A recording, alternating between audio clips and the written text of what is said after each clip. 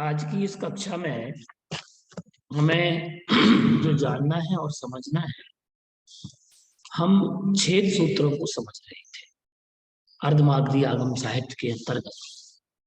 और छेद सूत्रों में हमने निशीथ, महानिशीथ को हमने जाना था। आज हम व्यवहार को जानेंगे कि निषेध सूत्रों में जो व्यवहार होता है वह व्यवहार किस प्रकार से होता है, और व्यवहार के बारे में छेद सूत्रों में क्या उल्लेख है। व्यवहार नामक इस ग्रंथ के कर्ता आचार्य भद्रबाहु स्वामी को माना गया है। जो इसके कर्ता हैं वो आचार्य भद्रबाहु स्वामी जी हैं। और भद्रबाहु स्वामी जी जो हैं वह इसके कर्ता माने गए हैं, और इस पर भाष्य ग्रंथ भी लिखे गए हैं और निरुक्तियां भी लिखी गई। इस ग्रंथ में 10 उद्देशक हैं।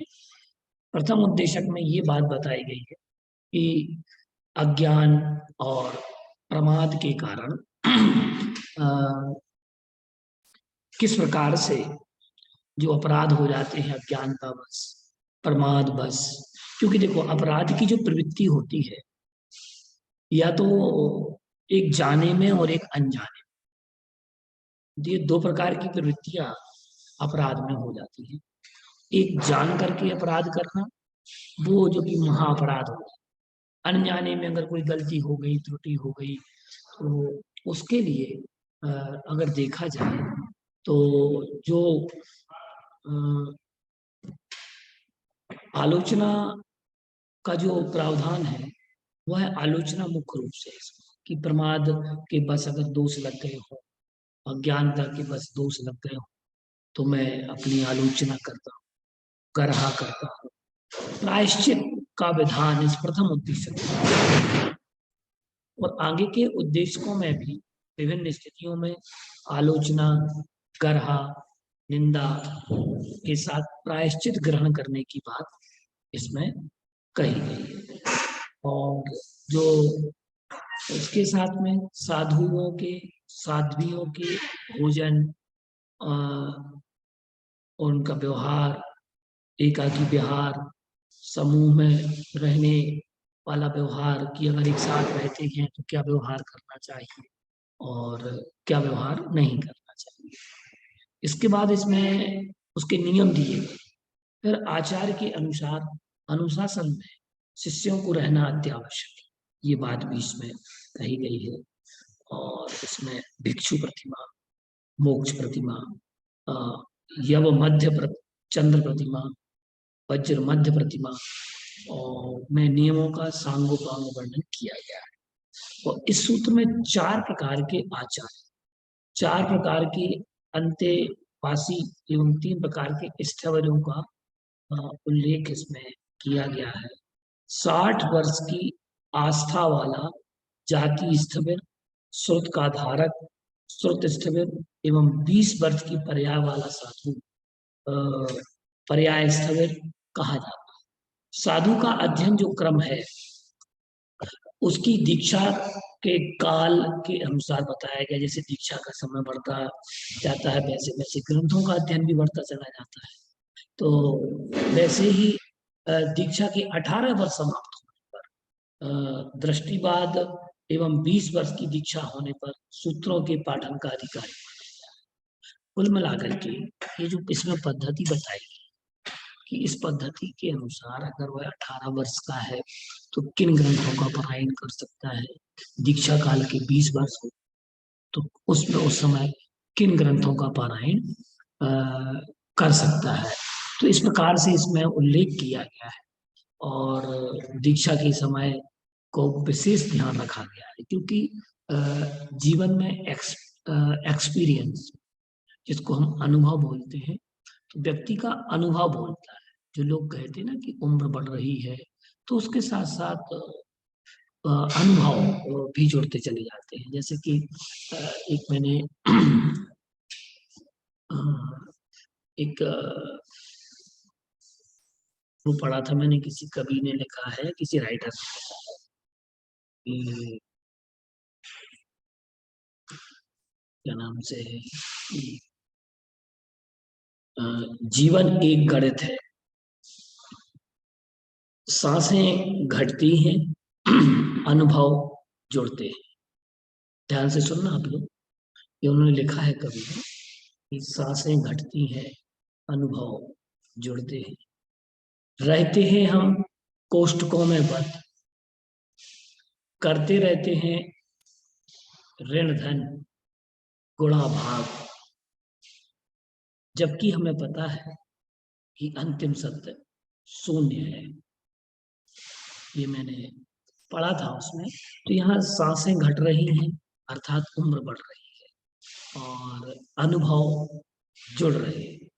सांसें घटती हैं, अनुभव जुड़ते हैं, रहते हैं हम एक कोष्ठकों में बंद, करते रहते हैं ऋण धन गुणा भाग, जबकि हमें पता है कि अंतिम सत्य शून्य है। ये बात लिखी। तो यहाँ वही बात यहाँ पर आ रही है कि दीक्षा का काल जैसे जिसका अनुभव, दीक्षा जैसी जैसी का उसका काल अनुभव बढ़ता चला जाता है, तो उसके उससे संबंधित अनुभव भी उनके जुड़ जाएंगे। अब मुख्य रूप से इसकी विशेषताओं पर देखें तो इसमें मुख्य रूप से स्वाध्याय पर जोर दिया। जो स्वाध्याय है, इस स्वाध्याय परम तप है, इस रूप में इसे स्वीकार किया गया है और अयोग्य काल में स्वाध्याय करने का निषेध किया है। ये जो अयोग्य काल है उसमें स्वाध्याय का जो निषेध है, निषेध किया गया है। साधु और साध्वियों के बीच अध्ययन की सीमाएं वर्णित है कि साधुओं और साध्वियों के मध्य में किन ग्रंथों का उन्हें अध्ययन करना चाहिए, किन का नहीं करना चाहिए, उसकी उनकी योग्यता अयोग्यता आदि का विचार किया गया है। तो इसमें किया गया है। और स्थविर जो होते हैं, स्थविरों के उपधान की रखने का विधान बताया है। कबलाहारी, अल्पाहारी, ऊनोदरी निर्ग्रंथों का कथन किया गया है। जो अल्पाहारी है, कबलाहारी है, तो ऊनोदरी है, उनका इसमें निर्ग्रंथों का अध्ययन किया गया। और आचार और उपाध्याय के लिए व्यवहार करने के नियम इसमें वर्णित है कि आचार और उपाध्याय किस प्रकार से व्यवहार करें। आलोचना और प्रायश्चित की विधियों का इसमें उल्लेख किया गया है कि आलोचना और प्रायश्चित किस प्रकार से लेना चाहिए, इस बात का इसमें उल्लेख मिलता है। संघ की व्यवस्था के नियम उपनियम सब इसमें निबद्ध दिए गए हैं कि संघ का संचालन कैसा होना चाहिए, उसके व्यक्तिगत नियम क्या होंगे और संघ के नियम क्या होंगे, संघ को किस प्रकार से चरित्र की शिक्षा देंगे। तो इस प्रकार से इसमें वर्णन किया गया है। 10 प्रकार की वैयावृत्तियों का विवेचन किया गया है। इसमें 10 प्रकार के जो वैयावृत्त होते हैं उनका वर्णन इसमें है। साध्वियों के निवास स्थान, अध्ययन स्थान, चर्चा स्थान, चर्या स्थान, उपधान संबंधी नियमों की विस्तृत जानकारी, व्यवहार। क्योंकि हमें इस छेद सूत्र को के नाम से ही सुनते साथ हमें ये ज्ञात हो रहा है कि साधुओं के व्यवहारिक जीवन से जुड़ी हुई बातों का इसमें निर्देश किया गया है, उल्लेख किया गया है। इससे हमें स्पष्टतया पता चल रहा है। अब हम बात करते हैं चौथे छेद सूत्र, जिसका नाम है दशाश्रुत स्कंद। जो दशाश्रुत स्कंद है, इसके रचयिता भी आचार्य भद्रबाहु ही माने गए। निर्युक्ति के रचयिता भद्रबाहु मूल ग्रंथ के रचयिता से भिन्न है। ब्रह्मर्षि पार्श्व चंद्री ने वृत्ति लिखी है इस पर। इस ग्रंथ का दूसरा नाम है आचार दशा। इसमें 10 अध्ययन है, जिनमें 8वें और 10वें विभाग को अध्ययन और शेष विभागों को दशा कहा गया है। इस छेद सूत्र के आरंभ में हस्तकर्म, मैथुन, रात्रि भोजन, राजपिंड ग्रहण एवं 1 मास के भीतर गण छोड़कर दूसरे गण में चले जाने के आलोचना प्रायश्चित लिखे गए। चौथी दशा में आचार संपदा, सुख संपदा, शरीर संपदा, वचन संपदा, यति संपदा और प्रयोग संपदा, संग्रह संपदा का कथन किया गया। इन 8 संपदाओं का विस्तार पूर्वक इसमें विवेचन किया गया है। अब इसके बाद में हम जो देखते हैं कि इसमें जो विवेचन किया गया है, तो वह विवेचन कहना चाहिए कि किस प्रकार का विवेचन किया गया है। तो इस प्रकार के विवेचन को अगर हम देखते हैं, तो इसमें मुख्य रूप से देखें अगर हम, तो इसमें भगवान महावीर स्वामी के जीवन चरित्र को इसमें उद्घाटित किया गया है। भगवान महावीर स्वामी का जीवन चरित्र इस प्रकार का था और प्रकार से थे उनके पंच कल्याणकों का इसमें विशेष रूप से इसमें वर्णन किया गया है। और उसके साथ साथ इसमें उनकी जीवन चरित्र को दिखाया गया है। मोहनीय के 30 बंद स्थान, 10वें अध्याय में 9 प्रकार के निदानों का उल्लेख किया। इसमें मुख्य विशेषताएं अगर हम इसको समझें, तो इसमें भगवान की जीवन काव्यात्मक शैली लिखी गई। भाषा इसकी बहुत प्रौढ़ है। इस जीवन चरित्र के तथ्य श्वेतांबर संप्रदाय द्वारा ही मान, अधिकांश ये जो निश्चित संस्करण है, ये श्वेतांबर परंपरा में ही मान, दिगंबर परंपरा में इसका कोई इतना उल्लेख नहीं मिला है और ना ही हम इसमें मानते, क्योंकि उसमें स्थवरादि का उल्लेख किया गया है। श्वेतांबर के साथ के बारे में इसमें बताया गया है। चित्त समाप्ति एवं चित्त धर्म चिंता का सुंदर वर्णन है। और कहना चाहिए कि मिथ्यात्व संवर्धक क्रियाओं का विस्तार पूर्वक किया गया है और क्रियावादी या क्रियावादी संप्रदायों का विवेचन किया गया है। आर्य संस्कृति, मूलभूत ये नियम आदि को हमें देख कर समझना चाहिए और इतिहास की दृष्टि से, संस्कृति की दृष्टि से इसको हम जान रहे हैं, समझ रहे हैं, क्योंकि दिगंबर परंपरा में मान्य नहीं है।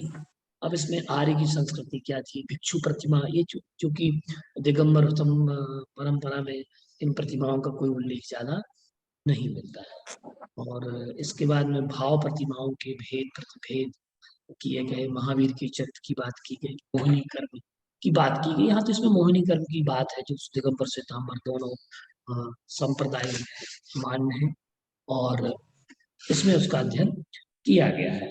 और अर्ध ऐतिहासिक तथ्य के रूप में जैसे अजात शत्रु की कथा है, कथानक दृष्टि से महत्वपूर्ण है।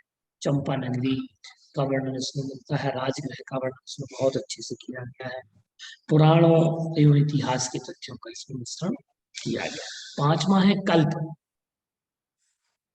जैन श्रमणों, भैया ये इसमें आपने 8 एवं 10 अध्याय और 10 को अध्ययन बोला था, शेष को क्या बताया था? क्या जो आपने अभी बताया था ना, 10 अध्ययन में सिर्फ 8 और 10 को अध्ययन बोलते हैं और शेष को क्या बोलते हैं? शेष विभागों को दशा कहा गया है, इसलिए इसे दशा श्रुत स्कंद कह दिया गया है, दशा, ठीक है ना।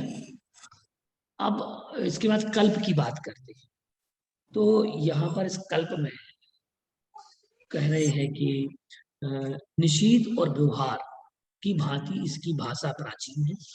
इसमें 6 उद्देशक हैं, 6 लेसन हैं, अध्ययन है और इनमें साधु साध्वियों के संयम और साधक एवं बाधक स्थान के वस्त्र, उनके पात्र आदि का विवेचन।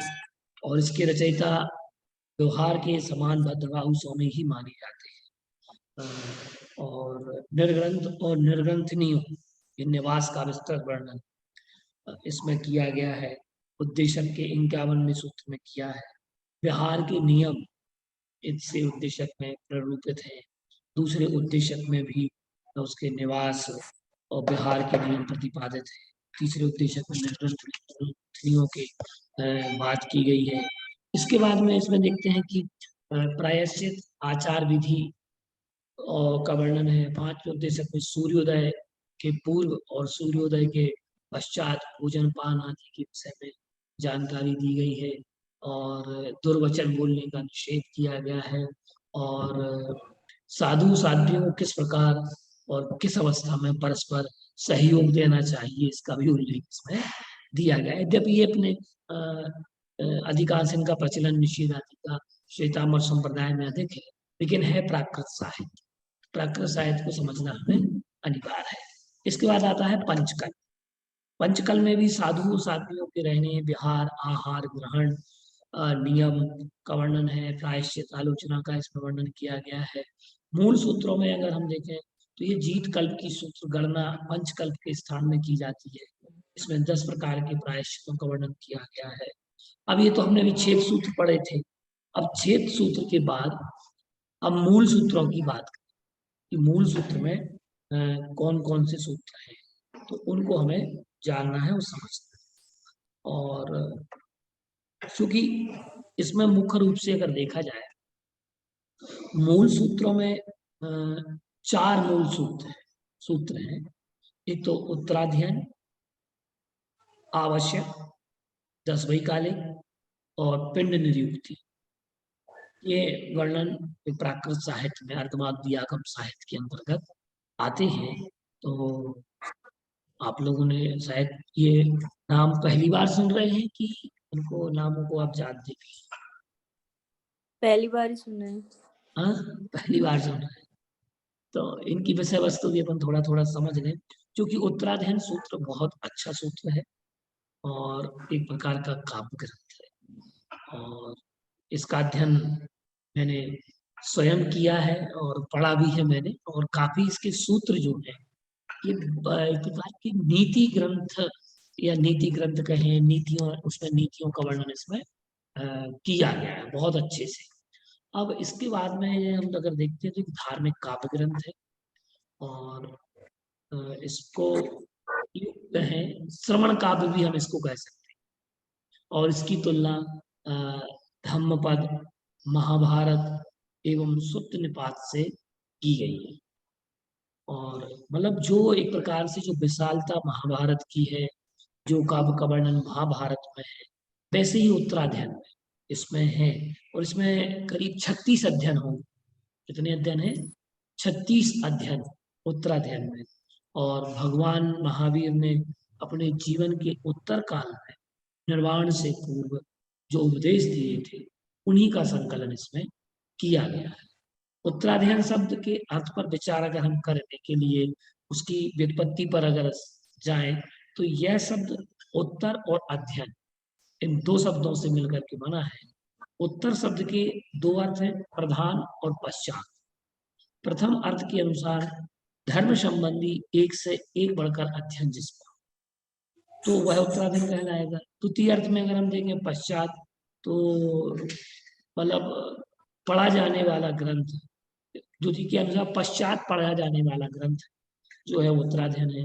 प्राचीन समय में आचारांग आदि सूत्रों के अनंतर इस सूत्र को पढ़ाया जाता था, अध्ययन कराया जाता था।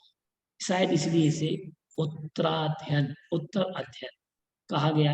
ये एक प्रकार से मान्यता यह भी है कि इस ग्रंथ की रचना आचारांग आदि के अनंतर हुई, तो उसके बाद हुई है, इसलिए भी इसे उत्तराध्ययन कहते हैं। 3 अर्थ हमने समझ लिए उत्तराध्ययन के। पहला अर्थ हमने ये जाना कि जो धर्म से संबंधित एक से बढ़कर एक उत्तरोत्तर अर्थ में प्रयोग किया गया है कि बहुत अच्छे अच्छे अध्ययन की गए। वास्तविकता में इसमें अध्ययन किया गया है, इसमें कोई दो मत नहीं है, दो राय नहीं है कि इसमें अध्ययन, बहुत अच्छे अध्ययन प्रस्तुत किए गए। दूसरा अर्थ हमने क्या जाना कि ये पश्चात में पढ़ा जाता था, पढ़ा जाने वाला है इसलिए उत्तराध्ययन। और आचारांग आदि सूत्रों के अनंतर लिखा गया, तो ये है क्योंकि आचारांग आदि सूत्रों के बाद इसे पढ़ा जाता था, पढ़ाया जाता था, तो इसलिए इसे उत्तराध्ययन कहते हैं। और अनंतर बाद में लिखा गया, इसलिए भी इसे उत्तराध्ययन कहते हैं। और बताया भी गया है कि कम उत्तरेण पगयम आयार आयार सेव उपरिमायुतो तमहा उत्तरा खलु अध्ययना होंती नायका। ये कहा गया है इसमें कि जिसके ये अध्ययन आचारांग के उत्तर काल में पढ़े जाते थे, इसलिए इनकी उत्तर संज्ञा है। वर्तमान में 10वीं कालिक के पश्चात इस सूत्र के अध्ययन की प्रचलित रहा है ये, और शायद इसलिए इसको उत्तराध्ययन कहा गया है। और इस ग्रंथ में 36 अध्ययन है। कितने अध्ययन है? 36। तो इस अध्ययन में मुख्य रूप से हम देखें तो सैद्धांतिक अध्ययन, 3 भागों में इसको विभक्त किया गया है। एक तो सैद्धांतिक अध्ययन है, नैतिक अध्ययन है, सुभाषितात्मक और कथात्मक। ये 3 अध्ययन। कोई आपसे पूछे कि उत्तराधन के अध्ययनों को कितने भागों में विभाजित किया गया, कौन कौन से हैं, तो 3। एक सैद्धांतिक, दूसरा नैतिक या सुभाषितात्मक, और तीसरा अध्ययन है कथात्मक। तो सैद्धांतिक विषय खंड में अगर देखा जाए तो इसमें परिचय है, और अकाम मननीय है, क्षुल्लक निर्ग्रंथीय है, और ब्रह्मचर्य समाधि स्थान है, बहुसुत पूजा है, सुभिक्षु की समिति, अप्रमाद, मोक्ष मार्ग गति, इसके साथ साथ में चरण विधि और प्रमाद स्थान, लेस्याध्ययन, सम्यक्त पराक्रम, कर्म प्रकृति और अनगार मार्ग, जीवाभिगम, जीव भक्ति, चरित्र संबंधी अध्ययन, विनय श्रुतम। इसका विनय सुयम बहुत अच्छा है। अगर आप लोग, मैं तो हमेशा ही बोलता हूँ कि अगर गुरु शिष्य परंपरा को अगर जानना है, गुरु के प्रति सम्मान की भावना अगर आप रखते हैं, तो सच्ची गुरु भक्ति अगर आपको सीखना है, गुरु और शिष्य के बीच क्या तालमेल, गुरु और शिष्य के मनोविज्ञान की बात इसमें, इसको आप लोग अगर देखें तो विनय सुयम, विनय सुत्तम को आप पढ़ सकते हैं। विनय सुत्तम इससे बोलते हैं, विनय सुत्तम, इसका ये अध्ययन जरूर पढ़ें, क्योंकि सैद्धांतिक अध्ययन है। और इसमें असंस्कृत किया है, एलक की बात की गई है, यज्ञीय, समाचार विधि आदि इसमें परिवर्तित है। तो ये अध्ययन है। का आख्यानात्मक के कथात्मक सूत्रों में अगर हम देखें तो कापालिकम, नमी प्रविज्या, हरिकेशीय, चित्त संभूतीय, संजयी अर्थात संयतीयम, मृगापुत्रियम, समुद्रपालीयम, रहने में जब, और केसी, कौसी, कौमतीयम, ये इस प्रकार से परिवर्तित है। सूत्रों के अनुसार इसमें विषयों का निरूपण, जैसे अभी ऊपर हमने 36 अध्ययन बताए, इसके अनुसार ही मुख्य रूप से अध्ययन किए गए हैं। जैसे कि 22 परिचय हो गए, ब्रह्मचर्य हो गया, समिति हो गई, प्रमाद स्थान, कर्मबंध, तपश्चरण, सम्यक दर्शन, मोक्ष मार्ग, लेस्या, जीव अजीव आदि का विभाजन, चर्या के नियम, समाधि, स्वाध्याय, इन विषयों का सूत्र के अनुरूप और सूत्र रूप में विवेचन किया गया है। अगर नीति निरूपण की हम बात कहें तो विनय, श्रद्धा, मनुष्यता, पवित्रता, सुसंस्कारिता, जीवन, यज्ञ की अहिंसात्मकता की व्याख्या, कर्तव्य बोध, कार्य, अकार्य, धर्माचरण आदि का समावेश किया गया है। इसके अतिरिक्त इसमें कुछ मुनियों के आख्यान भी दिए गए, कपिल मुनि, नेमि, हरिकेशी, चित्त संभूति, इशुकार, संयति, मृगापुत्र, समुद्र पालित, रथनेमी एवं केसी गौतम के आख्यानों का बहुत महत्व इसमें वर्णन किया। और इसकी विशेषताओं की हम बात कहें तो इसमें कथा साहित्य के बीजों का ही सन्निवेश नहीं, बल्कि साहित्यिक आख्यान भी इसमें प्राप्त होते हैं, जो कि परवर्ती कथा साहित्य, जैसे परवर्ती कथा साहित्य की विकास की परंपरा को इसने विकास दिया है, जोड़ा है, या यूं कहें कि परवर्ती जो साहित्य में वर्णन मिल रहा है उसकी कनेक्टिविटी कहीं ना कहीं उत्तराध्ययन सूत्र से जुड़ती है, मुख्य सूत्र है। और इसके अलावा कपिल का कथानक हृदयहारी है, इसमें कपिल की बहुत अच्छा मनोरम वर्णन किया गया है। कपिल कौशाम्बी के उत्तम ब्राह्मण कुल में जन्म लेता है, युवा होने पर श्रावस्ती के एक दिग्गज विद्वान के पास अध्ययन भी करता है, यौवन की आंधी से आहत होकर मार्ग भ्रष्ट भी हो जाता है, और एक कामुकी के चक्र में वह फंस जाता है। और एक दिन उसकी प्रिया राज दरबार में जाने की प्रेरणा करती है, और दरिद्रता का हारा जो कपिल है वो स्वर्ण मुद्राओं के लिए रात्रि के अंतिम पहर में दरबार की ओर प्रस्थान कर देता है। जो उसकी प्रियसी होती है वह कहती है मुझे स्वर्ण मुद्राएं लाओ। पहरेदार उसे चोर समझ करके पकड़ लेते हैं और उसे अपराधी के रूप में राजा के सामने प्रस्तुत करते हैं। राजा कपिल की मुद्रा से उसे निर्दोष समझ लेता है और उसे इच्छानुसार मांगने को कह देता है। कपिल तृष्णावश राज्य तक मांग लेना चाहता है, पर विवेक जागृत होने से वह साधु बन जाता है। तो उसके साधु बनने की कथा उसमें निहित है। और काव्य की दृष्टि से इसमें उपमा, उत्प्रेक्षा, रूपक, अर्थांतरन्यास का बहुत अच्छा समावेशन इसमें किया गया है। और उपमा का एक उदाहरण हम आपको बता रहे हैं, सुना रहे हैं, जिसमें आया है। तो इसमें देखिएगा, कण कोडंगम चैतालम विट्ठम भुंजई सूयरे एवं शीलम चैतालम दुशीले रमई पिए। जिस प्रकार स्वादिष्ट भोजन को छोड़कर सूकर निष्ठा का ही भक्षण करता है, उसी प्रकार अज्ञानी जी शुद्ध आचार का परित्याग कर दुराचार का सेवन। इस पद में अज्ञानी उपमेय, सूकर उपमान है, सदाचार उपमेय और स्वादिष्ट भोजन उपमान है।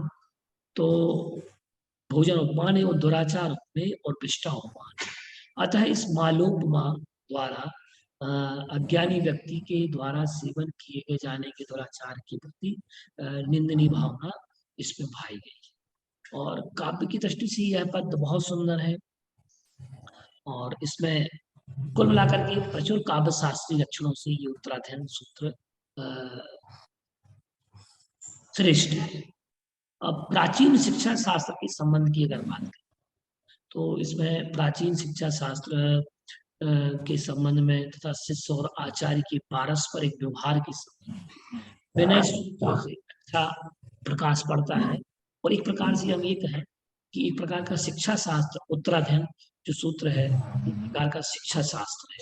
और शिक्षा शास्त्र तो है ही, साथ में हम अगर देखते हैं इसमें कि एक शिष्य कैसा होता है, तो कहा गया कि आज्ञा निर्देश करा इंगिताकार संप्रज्ञा सा विनीता इति उच्यते। ये संस्कृत छाया है एक सूत्र की। तो जो आज्ञा निर्देश करा अर्थात अपने गुरु की आज्ञा का निर्देश का पालन करता है। और यहाँ तक कि हम लौकिक जीवन में देखते हैं कि लोग बोलते हैं कि समझदार को इशारा काफी होता है।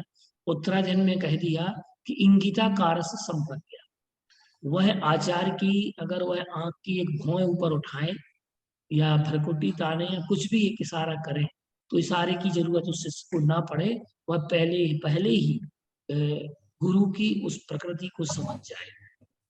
और कहा गया है कि जिस प्रकार एक माँ अपनी संतान की मनोभावनाओं को बिना कुछ उसके बोले समझ जाती है, ठीक इसी प्रकार से उच्च सर्वोच्च शिष्य वही होता है जो अपने गुरु की प्रकृति को, गुरु की प्रवृत्ति को और गुरु की आवश्यकताओं को बिना कुछ कहे ही वह समझ जाए। ऐसे कुछ उदाहरण, बहुत सारे उदाहरण इसमें दिए गए हैं उत्तराध्ययन सूत्र में। और इस उसके विनय संयम में, तो विनय संयम को आप लोग जरूर पढ़ें। जितने प्राकृत के अध्येता हैं आप सबको उत्तराध्ययन, और आपके कोर्स में भी है उत्तराध्ययन सूत्र। उत्तराध्ययन सूत्र की विशेषताएं भी आपसे पूछी जाती हैं। गत वर्ष के प्रश्न पत्रों में भी ये बात कई बार पूछा गया है कि उत्तराध्ययन की विषय वस्तु के बारे में बताएं और विनय संयम का सारांश लिखें। तो ये विनय सूत्रम, विनय संयम को आप बहुत अच्छे से पढ़ें क्योंकि आपके लिए बहुत इम्पोर्टेंट है। जितने नेट GRF कर रहे हैं अथवा कहीं से भी प्राकृत या तुलनात्मक भारतीय दर्शन में अगर आप MA की डिग्री कर रहे हैं तो आपको बहुत आवश्यक है सूत्र, उत्तराध्ययन सूत्र। ये बहुत सब अधिकांश विश्वविद्यालयों में ये कोर्स में पढ़ाया जाता है।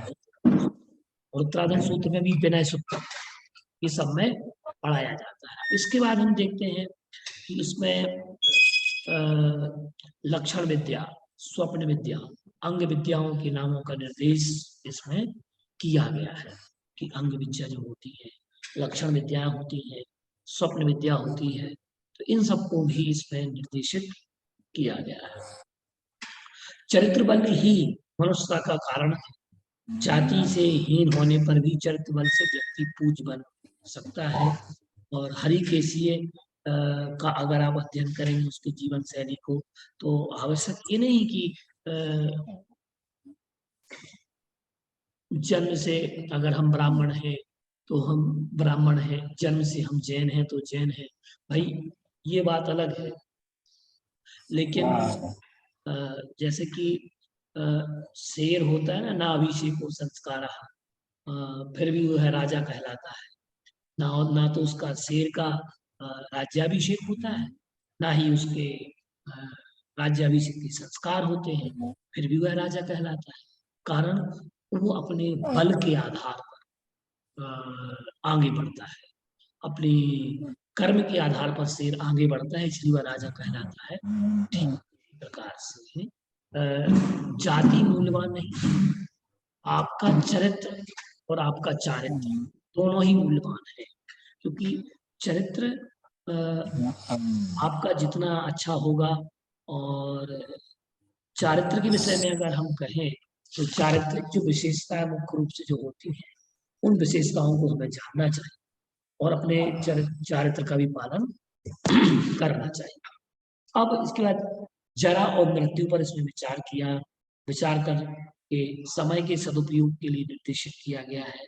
सैद्धांतिक अध्ययनों, समिति, परिचय, पाप समण, सदाचार, भिक्षु, तपश्चरण, कर्म प्रकृति, प्रमाद, स्थान, मोक्ष मार्ग आदि का उल्लेख किया गया है।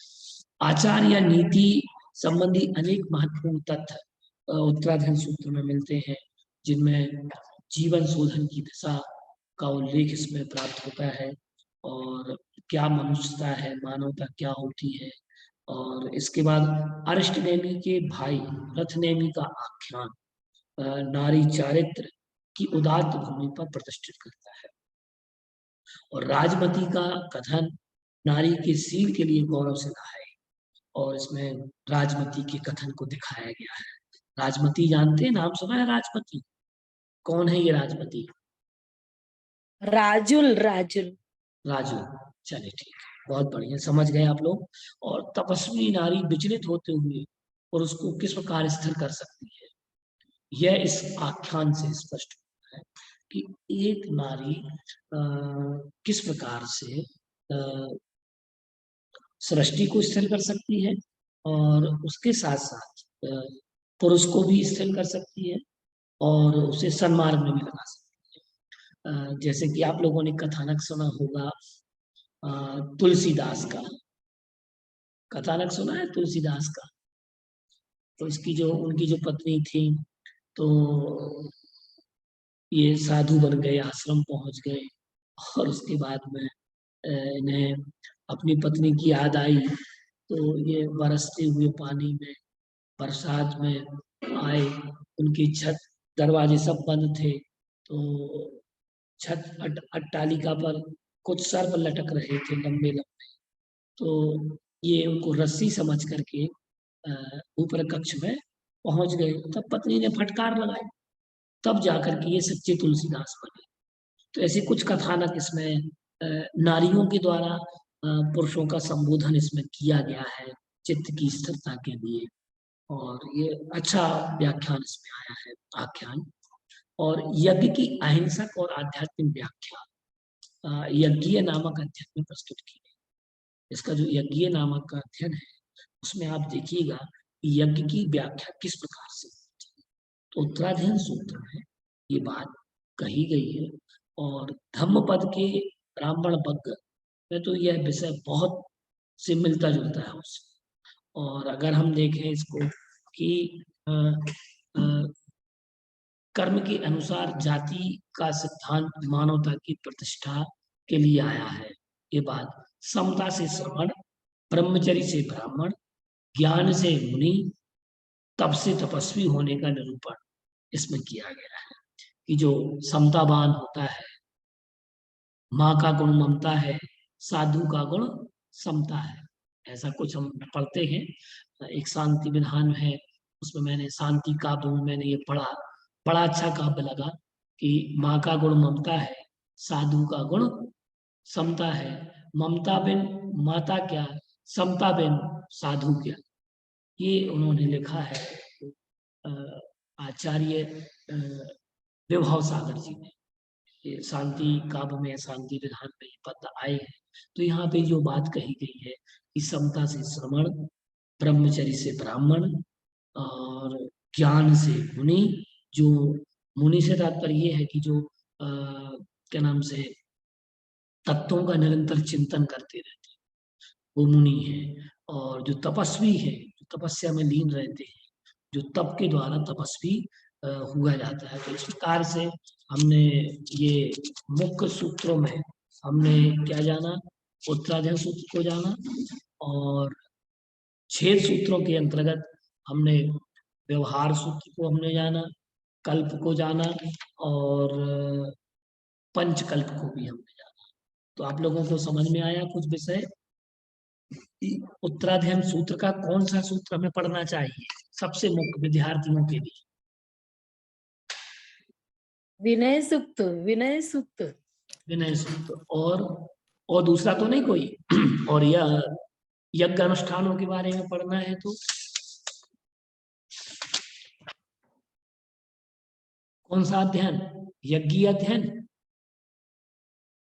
अहिंसक यज्ञों के बारे में अगर जानना हो तो इसका कहना चाहिए यज्ञीय नामक जो अध्ययन है, उस अध्ययन को हम पढ़ें, जाने और समझें, जिससे कि यह आप अर्धमागधी आगम साहित्य के अंतर्गत इन ग्रंथों का आप अध्ययन कर रहे हैं तो निश्चित है कि अर्धमागधी आगम साहित्य में आप पारंगत हो जाएंगे और आप भेद समझ सकेंगे कि अर्धमागधी आगम साहित्य में कौन कौन से ग्रंथ आते हैं।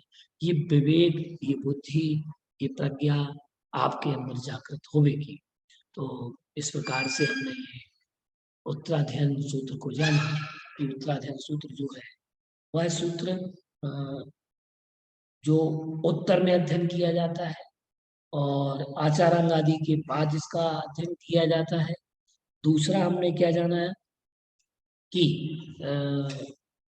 ये धर्माध्ययनों में मुख्य हुआ करता है, और इस अर्थ को हमने जाना कि एक तो प्रधान रूप से और एक उत्तर रूप से, 2 अर्थ इसके बने हैं। और तो एक है, एक से बढ़कर एक अध्ययन इसमें दिए गए। वास्तविकता में जब आप इसका अध्ययन करेंगे तो निश्चित आपको जो सोच है, आजकल जो कहना चाहिए बहुत बड़े बड़े जो मोटिवेटर का काम कर रहे हैं, वो कहाँ से लाते हैं विषय समझ?